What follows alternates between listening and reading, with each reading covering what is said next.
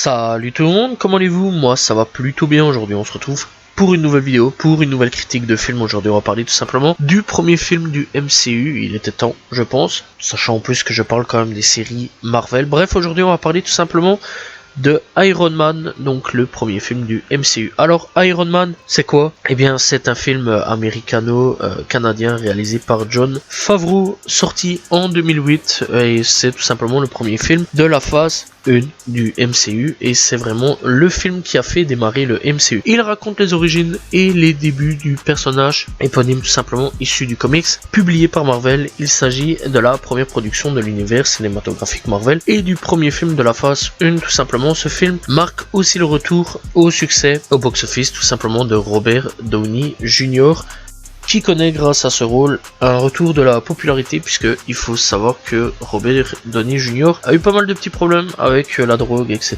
Donc voilà. Bref, donc le film récolte effectivement 585 millions de dollars pour un budget de 140 millions et sera suivi en 2010 par Iron Man 2, mais ça bien sûr on en parlera plus tard. Bref, au niveau du scénario, on a tout simplement Matt Holloway, on a Arthur Markham, Mark Fergus, Hawk Oatsby. Pour la musique, on a tout simplement Ramin Djawadi.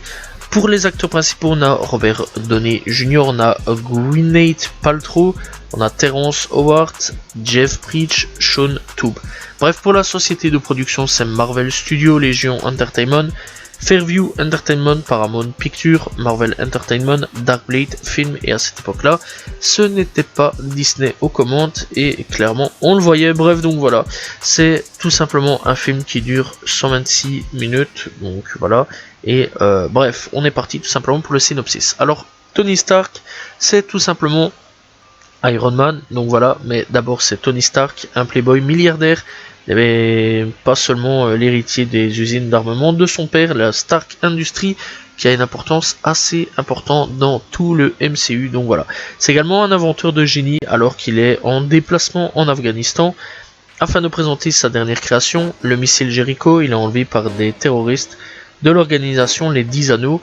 Gravement blessé lors de l'attaque, il ne survit que grâce à l'aide d'un scientifique, le professeur Yassin, qui lui greffe à la poitrine un électro-aimant alimenté plutôt par une batterie de voiture, afin d'empêcher des éclats d'obus d'atteindre son cœur.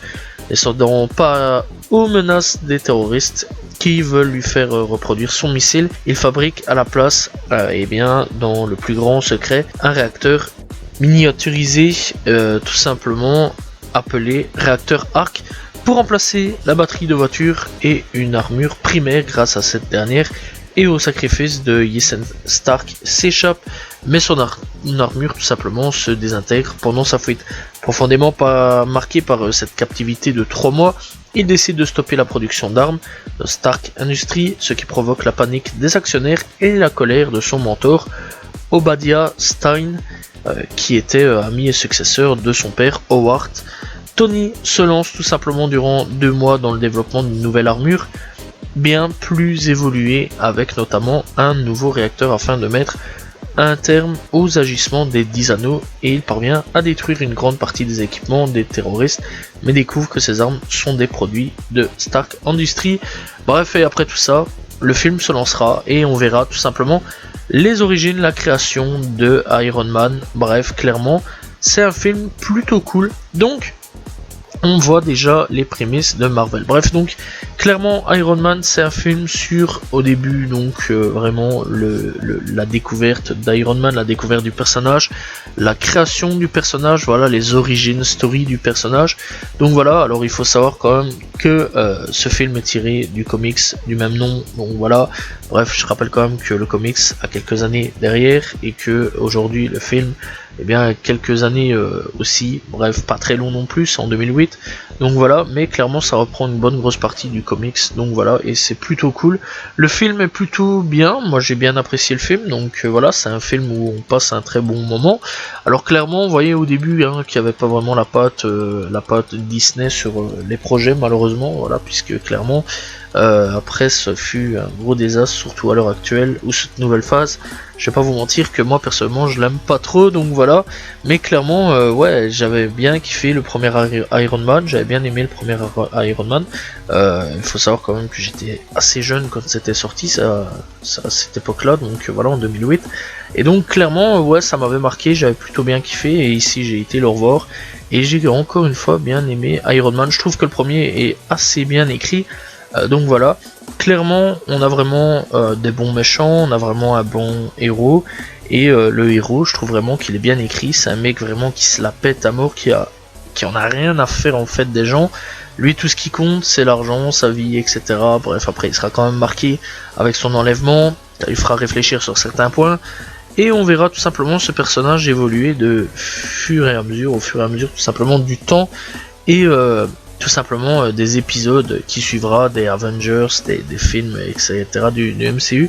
Et clairement c'est un personnage, l'un des personnages je trouve les mieux écrits du MCU, donc voilà. Bref, clairement après on parlera bien sûr de Hulk, etc. pour tout simplement parler de toute la phase Marvel, etc.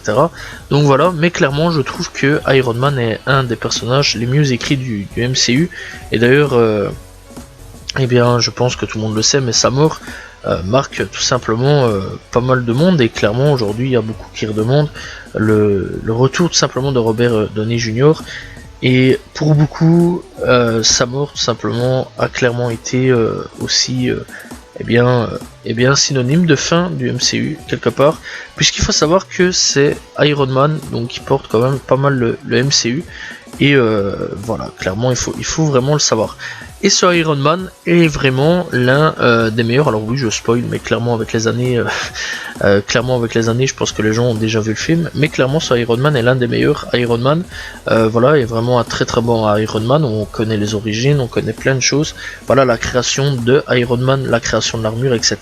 Je trouve ça vraiment plutôt cool. Les films, enfin la musique est bien fait, le film est bien fait aussi, la musique est très bonne, voilà, moi j'aime bien, il y a du AC/DC, il y a des trucs vraiment assez cool, donc voilà, je trouve ça vraiment plutôt cool. Au niveau tout simplement des images, etc., voilà, de tout ce qui se passe, l'action, etc., je trouve que c'est bien foutu, c'est bien filmé aussi, vraiment il n'y a rien à dire là-dessus, vraiment ils ont bien géré, et ça se voit vraiment qu'ils avaient vraiment des grosses intentions derrière, hein, le Marvel Cinematic Universe. Vraiment ça se voyait qu'ils étaient à fond dedans, qu'ils voulaient vraiment faire quelque chose avec, et ça se voyait qu'ils voulaient créer quelque chose en commun, bref, et créer les Avengers, et créer tout simplement toute une phase, jusqu'à arriver à Thanos tout simplement comme nous on le connaît. Et clairement ça se voit vraiment qu'il y avait une volonté derrière, et la volonté a été réussie, puisqu'on va pas se mentir quand même que cette phase, enfin ce premier film de cette phase 1 du MCU a été quand même une grosse claque pour beaucoup de gens, et pour une grosse partie d'une grosse génération. Voilà, il y a eu celle avant moi, celle de ma génération et celle en dessous, qui clairement ont été des gros fans hardcore à mort de tout simplement cette phase de Iron Man, Hulk, Captain America, Thor, etc.